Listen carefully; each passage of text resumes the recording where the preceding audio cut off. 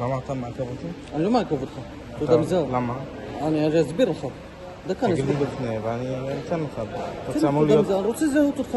בסדר, תגיד לי לפני, אתה צריך להגיד לי לפני. זה? כן. בסדר. למה צילמת אותי? כי אתה ישנת בהר הבית ואסור להשם בהר הבית. אוקיי? יש לי תמונות ואתה הגעת עליי, לאיים עליי כאילו אני עשיתי משהו שצילמתי אותך כי אתה משם ליד העולים. עכשיו אתה מעכב אותי. קודם כל זה מצולם, אני לא איימתי עליך.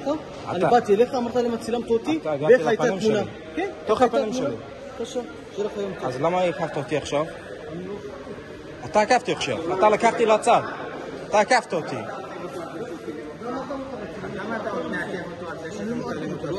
אבל אתה יודע שאסור להשם בהר הבית. זה לא פעם ראשונה שאתה שרת פה, ואתה יודע שאסור. אז בבקשה. ואתה עכשיו עקבת אותי על כלום. לא צילמתי אותך. אני לא עקבתי. זה לא עיכוב. לא הכנסתי אותך לצורך מרכב, לא כלום. אתה אמור להיות סיבה למה אתה לקחת את הצילום. גם צילמת את התעודה שלי? בבקשה, לא צילמתי, רק ראיתי את התעודה שלך. יש לי סרטון שאתה צילמת. אתה אומר. תן לי שנייה.